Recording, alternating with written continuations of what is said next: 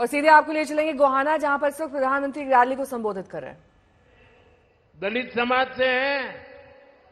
कर्नाटका में दलितों के लिए जो फंड था उसमें भी कांग्रेस ने घोटाला किया।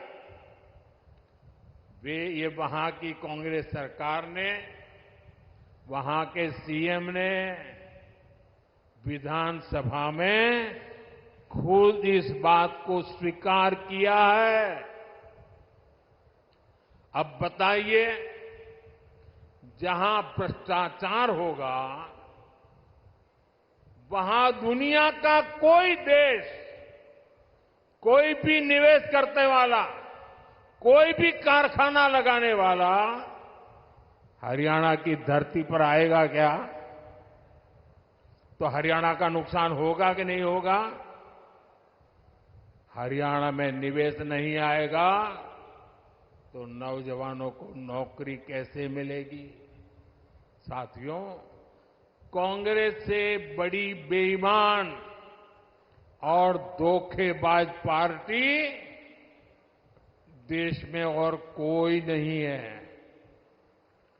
ये हरियाणा के किसानों के लिए बड़ी बड़ी घोषणाएं करते हैं, लेकिन जहां सत्ता में है, जरा आपके यहां आए तो उनको पूछो, भाई तुम यहां आकर के सारे सपने दिखा रहे हो, कर्नाटका में तुम्हारी सरकार है, वहां तो किसानों को लागू करो नहीं बोल रहे हो।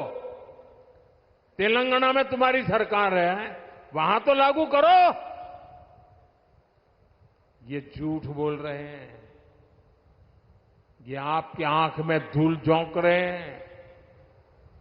साथियों, हरियाणा की भाजपा सरकार ने किसानों से 24 फसलें एमएसपी पर खरीदने का फैसला लिया,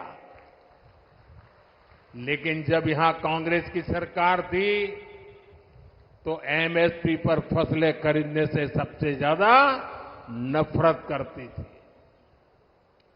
यही कांग्रेस की सच्चाई है जो हरियाणा के किसान को पूरी तरह कांग्रेस को पहचान लेना जरूरी है।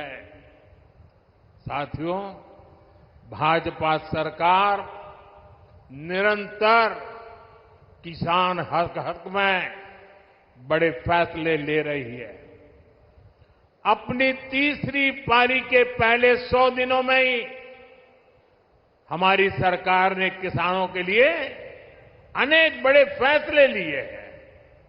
कुछ दिन पहले ही केंद्र सरकार ने बासमती के निर्यात को लेकर बड़ा फैसला लिया।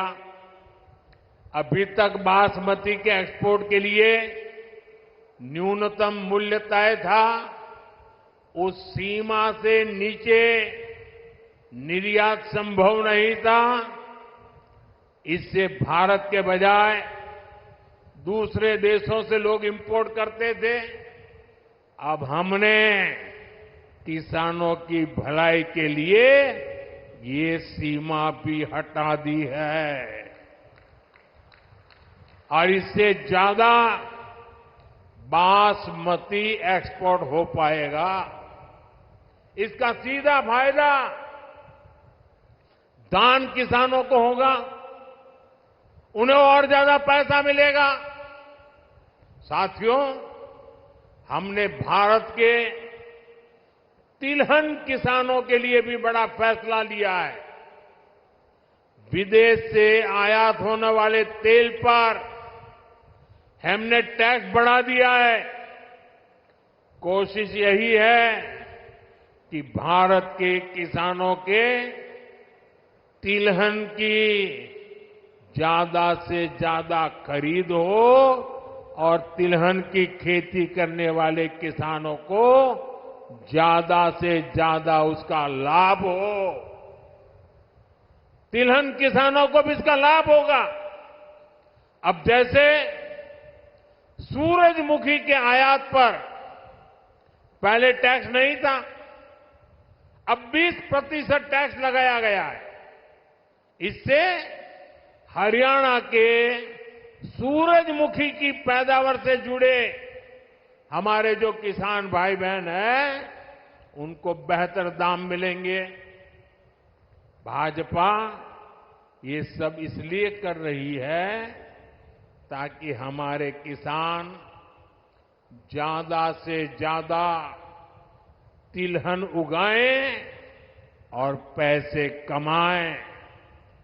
और भाजपा कांग्रेस की तरह कोरी घोषणाएं नहीं कर रही है, बल्कि जमीन पर बारीक से बारीक काम कर रही है। तभी हरियाणा के किसानों को भाजपा पर भरोसा होता है। साथियों, हरियाणा के किसान हो या युवा, उनका भविष्य भाजपा सरकार में ही सुरक्षित है। बीते 10 साल में हरियाणा में भाजपा की सरकार है। हमारी सरकार पर, हमारे मुख्यमंत्री पर भ्रष्टाचार के कोई आरोप नहीं लगे। यहां भाजपा सरकार ने सरकारी नौकरियों में खर्ची और पर्ची को बंद किया।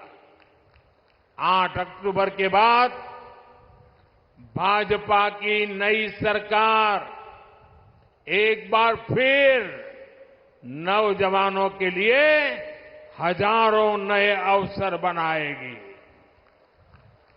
यहां युवाओं को बहुत बड़ी संख्या में नए रोजगार मिलेंगे। साथियों, सोनीपत, पानीपत की ये पूरी बेल्ट अवसरों से भरी है। यहां पर हो रहे विकास कार्य इस पूरे क्षेत्र को आधुनिक पहचान दे रहे हैं। भाजपा सरकार ने सोनीपत तक मेट्रो के विस्तार को स्वीकृति दी है। आज जिस तरह इस क्षेत्र में भाजपा ने नए हाईवे बनवाए हैं, उस मामले में तो एक क्षेत्र सबसे कनेक्टेड इलाकों में से एक बन रहा है। साथियों, हरियाणा भारत की मेडल फैक्ट्री भी है। हाल में ओलंपिक्स और पैरालंपिक्स में भारत के शानदार प्रदर्शन में हरियाणा के खिलाड़ियों की बड़ी भूमिका रही है। अब भारत में हम 2036 में, 2036 में ओलंपिक कराने के लिए प्रयास कर रहे हैं। इसका फायदा हरियाणा के नौजवानों को होगा। यहां स्पोर्ट्स का नया इंफ्रास्ट्रक्चर बनेगा। गांव-गांव में नए खिलाड़ियों को अवसर मिलेगा। आप देखिए, देश की तीसरी स्पोर्ट्स यूनिवर्सिटी यहां भाजपा ने ही सोनीपत में बनवाई है। अब हरियाणा भाजपा ने घोषणा की है, हर जिले में अलग अलग ओलंपिक खेलों की नर्सरी बनाएंगे।